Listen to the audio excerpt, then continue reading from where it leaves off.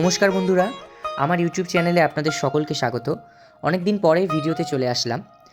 কিছু সময়ের অভাবের জন্য ভিডিও কিন্তু আমি কন্টিনিউ দিতে পারছি না। আজকে যেইখানে আমরা এসেছি সেটা হলো বৃন্দাবন আশ্রম। এই বৃন্দাবন আশ্রমটি কোথায় এবং কিভাবে যাবেন এবং কোন সময়ে খোলা থাকবে সম্পূর্ণটা কিন্তু আমি আপনাদের সঙ্গে শেয়ার করব এই ভিডিওর মাধ্যমে। আর সমস্ত তথ্য কিন্তু আমি ডেসক্রিপশানে দিয়ে দেবো, ওখান থেকে কিন্তু তোমরা চেক করে নিতে পারো। তো চলো শুরু করা যাক আজকের ভিডিও। মন্দিরটি অবস্থিত আমাদের একদম কলকাতার মধ্যেই, প্রায় কলকাতার কাছেই, আড়িয়াদহ গঙ্গার ধারেই একদম অবস্থিত। দক্ষিণেশ্বর থেকে বা রথতলা, ব্যারাকপুর বা দমদম বা যদি গঙ্গার এপারে উত্তরপাড়া, আপনারা যেখান থেকে চাইবেন আপনারা কিন্তু সহজেই পৌঁছিয়ে যেতে পারবেন এই মন্দিরে। যদি উত্তরপাড়া থেকে আসেন তবে নৌকো পার করে আপনাদের আসতে হবে আড়িয়াদহ ফেরিঘাটে, এবং আড়িয়াদহ ফেরিঘাট থেকে 5 মিনিটের হাঁটা পথে কিন্তু আপনারা এই মন্দিরটিতে চলে আসতে পারেন।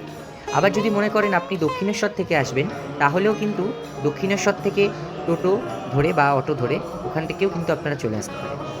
এবং আপনি যদি ব্যারাকপুর রোড হয়ে বা অটো বা ডানলপ হয়ে বিটি রোডের মাধ্যমে আপনি যদি আসতে চান, তাহলে একদম রথতলার মোড়ে নামবেন। ওখান থেকে যে কোনো অটো বা টোটোর মাধ্যমে আপনারা কিন্তু এই আড়িয়াদহের যে বিষ্ণু মন্দির বৃন্দাবনে আপনারা কিন্তু চলে আসতে পারবেন।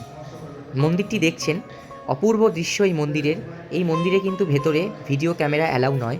আমি কিন্তু একদমই লুকিয়ে ভিডিও করার চেষ্টা করেছি, একদম আপনাদের দেখানোর জন্য, আপনাদের জানার জন্য যে ভেতরে এত সুন্দর দৃশ্য রয়েছে।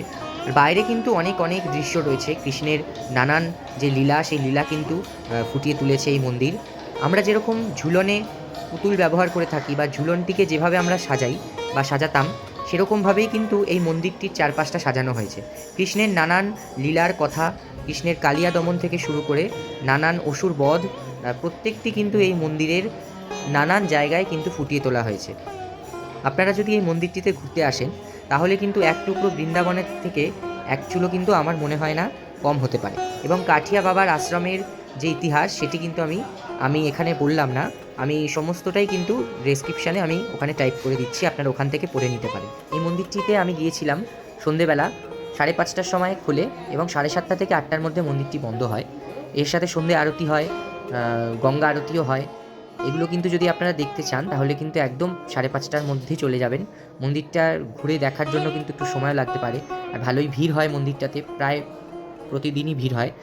তো আপনারা যদি যান তাহলে অবশ্যই কিন্তু মন্দিরটি ঘুরে আসবেন এবং চারিদিক দেখে আসবেন। আসার সময় আমি গঙ্গার ওপর থেকে এসেছি এবং গঙ্গার ওপর থেকেই গিয়েছি। মন্দিরটি একদম উত্তরপাড়া ঘাট থেকেই দেখা যায়। তাহলে দেখুন ভিডিওটি সম্পূর্ণ।